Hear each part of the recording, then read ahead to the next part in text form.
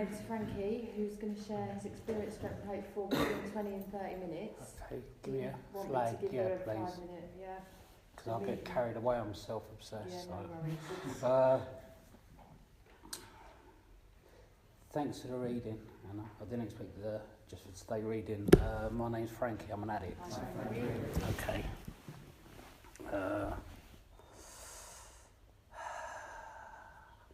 Just trying to... see, I've been doing recovery for a while. And please, trust me, if you're in treatment or you're a newcomer and you think I'm a bit of a wanker, great. I just want to say some of the things that I've been doing for the reason why I'm sitting in the chair today, because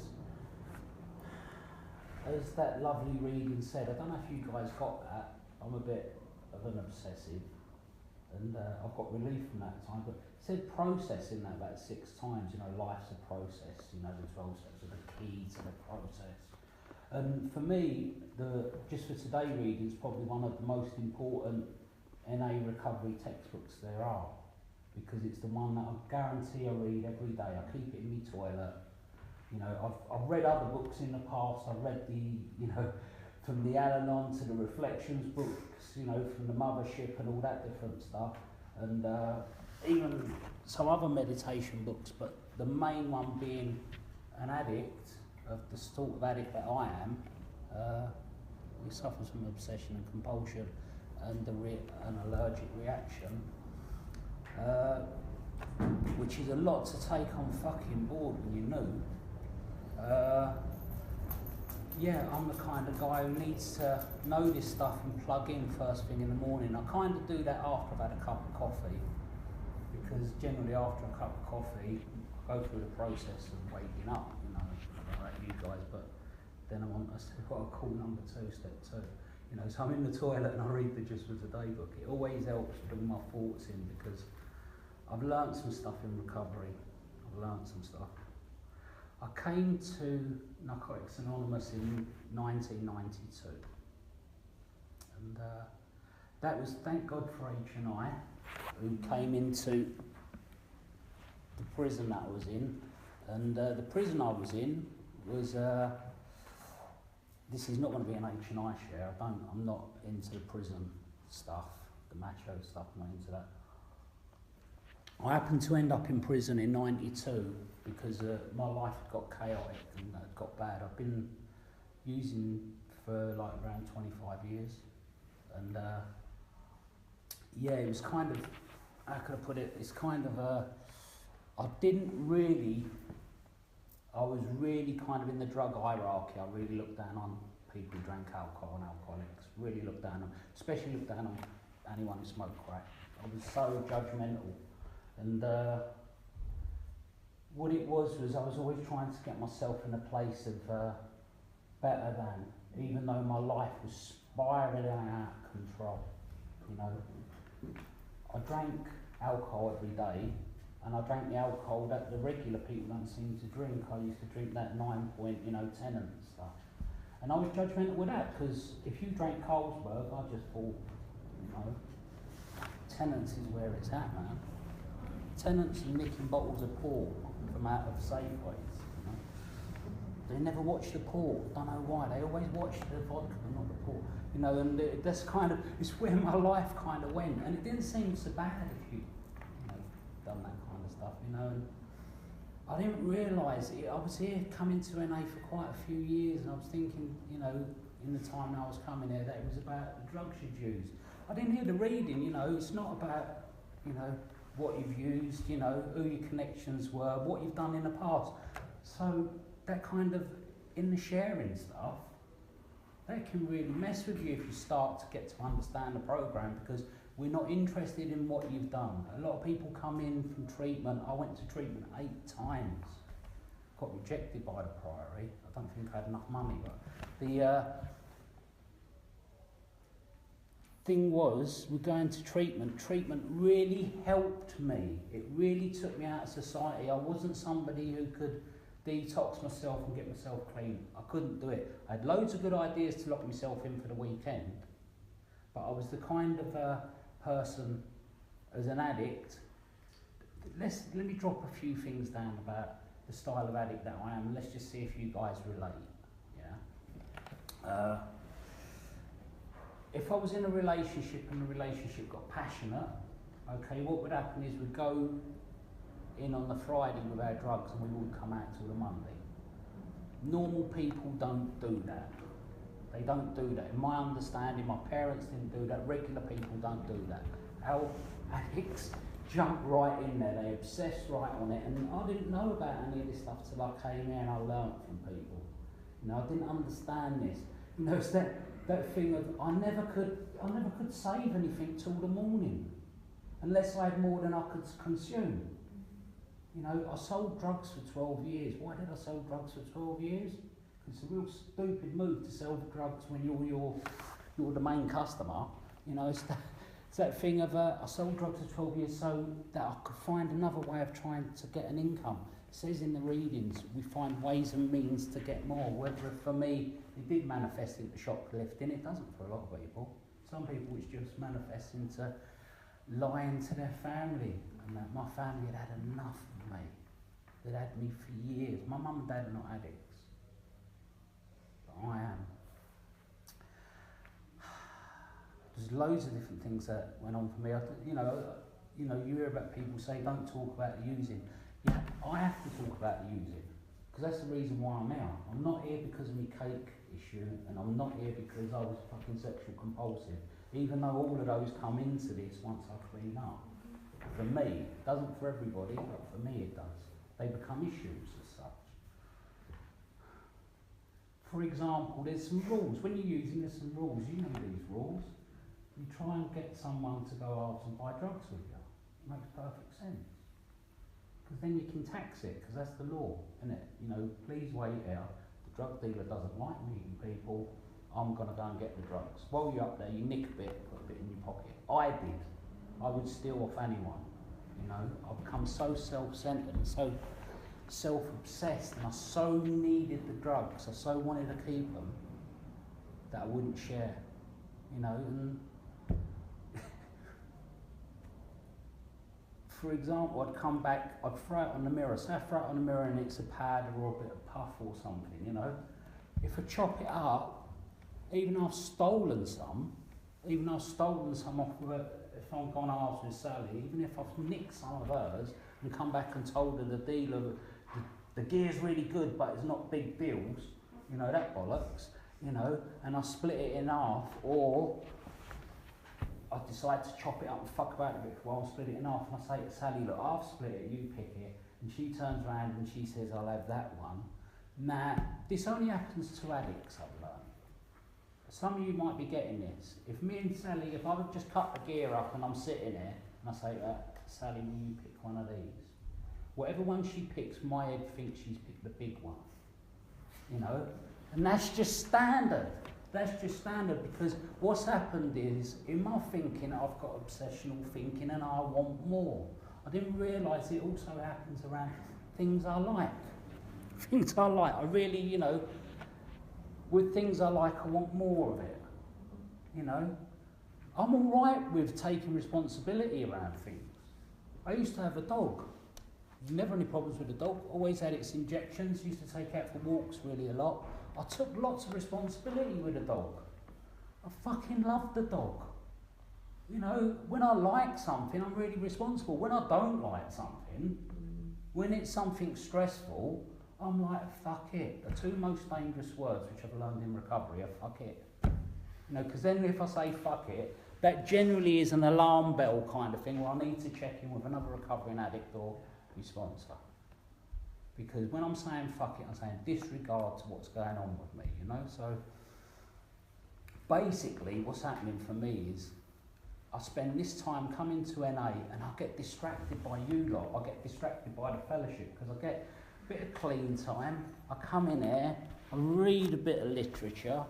In NA there's a, sad to say it, but there's a lot of people in NA who don't read the literature. You know, and the literature's basically step two. Come on, you know. If anyone hasn't done a step two, the literature's basically step two. It's a power break, then it gives you directions and suggestions of what to do in recovery.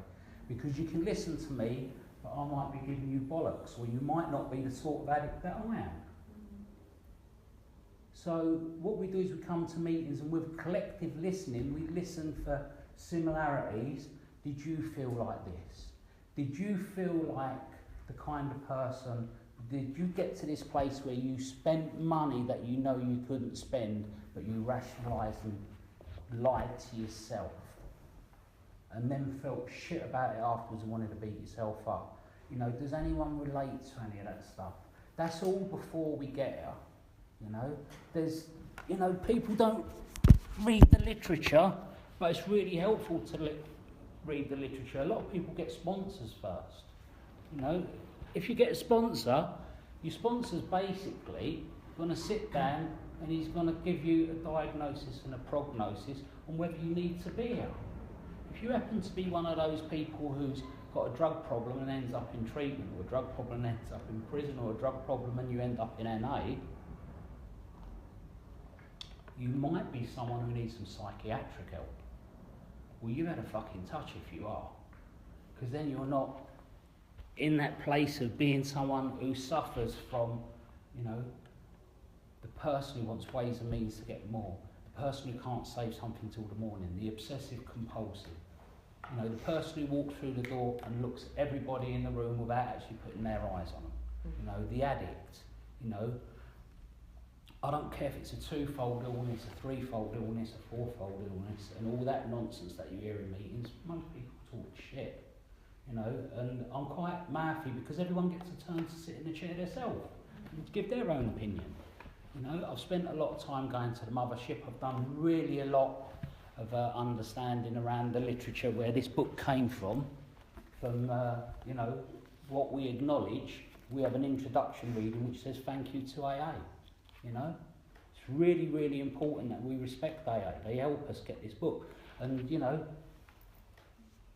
alcoholics came and helped start NA. Well, you know, the reason they helped start NA was because there's a lot of people taking fucking sleeping tablets and drugs, and their lives were becoming unmanageable. And there's a part in there which says on page 5 in the basic text, it's really important. It says, although physical or mental tolerance play a role, many drugs require no extended periods of use to trigger allergic reactions. Our reactions to drugs is what makes us addicts, not how much we use. Now, the reaction that what happens for me when I used, every time I got clean in prison or I got clean in treatment, because I was untreated around program, there's other ways to treat yourself, but I've just found the 12-step program works for me. And considering we're talking about a life and death issue here, you know, what I found was that that last line that says our reactions to drugs, what makes us addicts, not how much we use, is the minute I use a chemical, all bets are off. The minute I use a chemical, it changes my perspective on how I see things. I start rationalising, justifying my behaviour, and I want to get more, you know. I want to steal off people. It gets worse. So I'm kind of trying to say to you guys that it took me 10 years to pick up on all that, because I came to NA and I shared my stuff. I came in there and shared my stuff. There's a bit in it what says in the readings that says you can only keep what you have by giving it away. And it talks about the newcomer being the most important person, because when we talk and share in a meeting, what I've learned is I'm actually sharing for someone who might be like me. The Frankie who sat there for 10 fucking years and listened to stuff and become part of the fellowship and went to the dances and all the rest of it, and ended up, after 10 years of coming to NA, my life hadn't moved on. You know, my life, I was a single parent bringing up a young girl, and I was still living in an hostel. After 10 years, still unemployable, you know, because I'd work the program, I'd go on the microwave recovery weekends, I'd get a real good understanding and a real good command of the literature, you know, and I'd become part of the God Squad as such, and I missed out something. What I missed out was a lot of people didn't like me, and I wasn't getting acceptance, because my obsession had moved to obsession on recovery. I'd done the same thing. I'd manifested myself into becoming an elitist within Narcotics Anonymous because I started to know a lot, because I started to get it together, because I started to, you know, sponsor some people and get some understanding. And I know that the understanding of how this program works only really works when you sponsor people. So I had all that which was going on inside me, and I needed to do something drastic, because in 2003 I ended up back in the detox again. Ended up back in the fucking detox again. And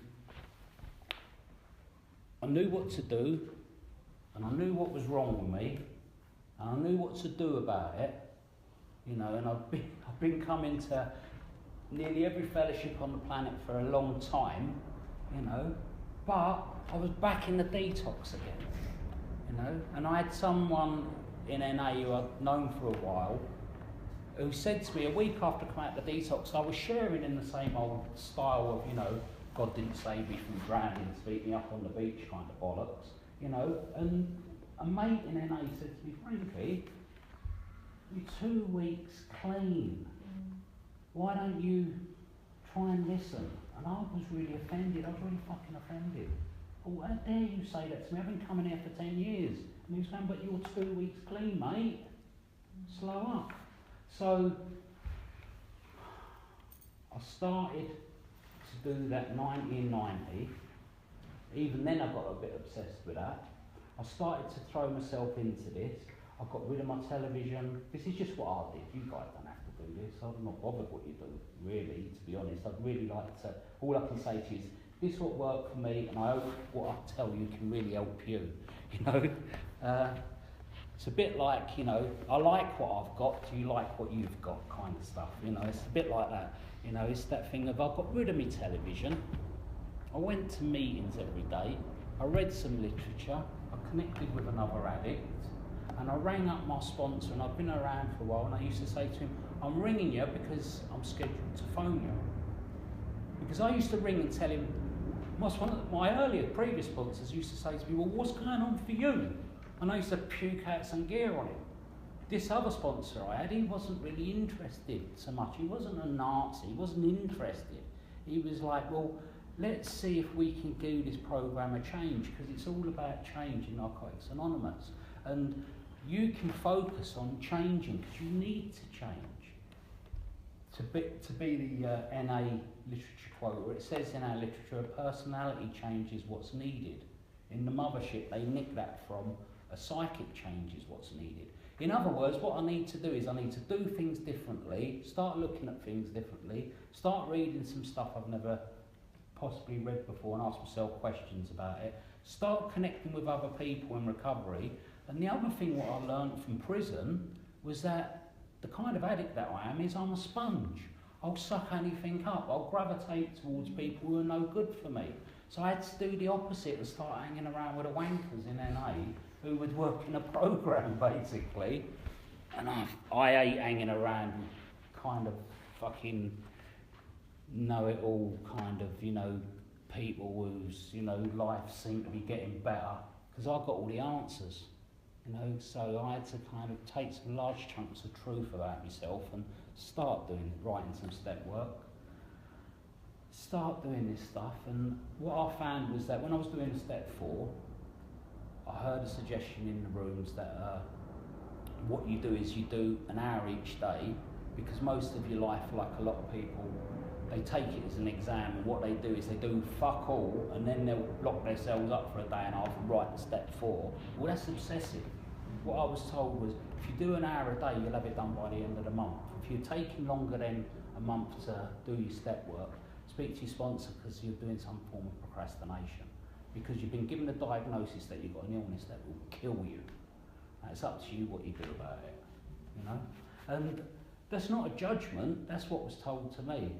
I was also told to go and have a look at the UCH hospital round the back. This is my sponsor, bless him. He says, we go and have a look at the people at the UCH hospital round the back. He said, there's the lung cancer ward on the 2nd floor. You know, I got COPD from smoking crack. Just a little bit of a recognition here. I was the first registered person with crack lung in England. Claim to fame. You know, it's like, I hate crack addicts.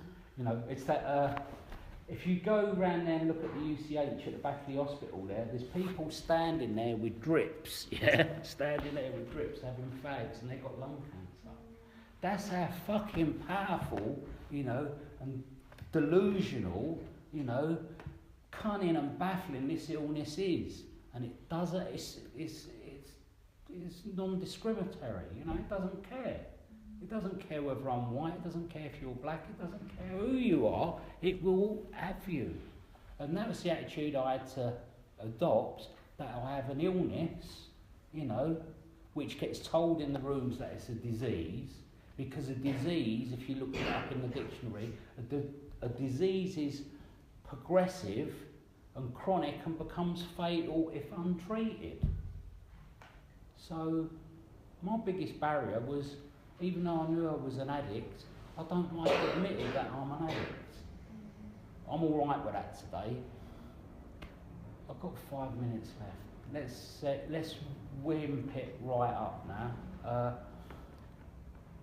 I'm 13 years clean. I'll be 14 years clean on May the 15th.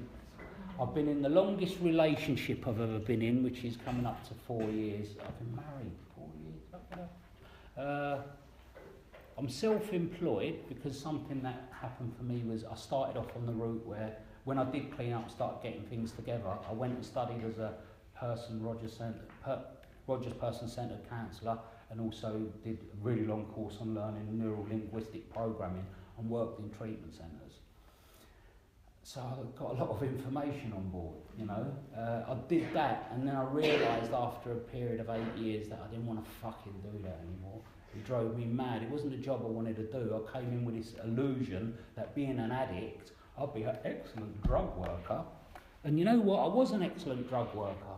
It just doesn't, when you're a good drug worker with an understanding of addiction and you have the 12 steps behind you, it doesn't really work too well when you're in a treatment centre working with other idiots who are having a drink at the weekend and who are terrified of you.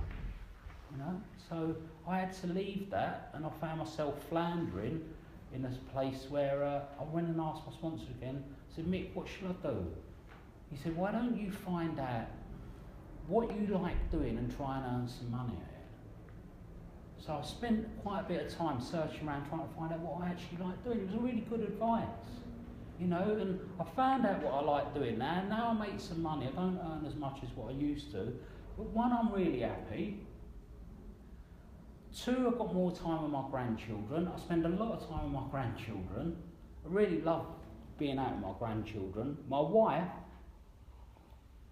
fuck, this is a big one. My wife has a secondary illness, okay? My wife also has the illness of addiction, but she also has ME, which all of a sudden it's really difficult for someone who's self-obsessed and self-absorbed to look after someone else. You have to, that's what's saying that thing, you kind of got to want to do it.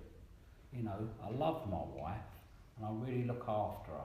Sometimes she drives me really mad, you know, but that's part of being in a relationship. I was thinking to myself the other day, she went out and she went up to Asda. Now, I'm one of these addicts who would nick out a pret-a-manger sandwiches and all the rest of it. I even eat out the bin. That's where I kind of ended up.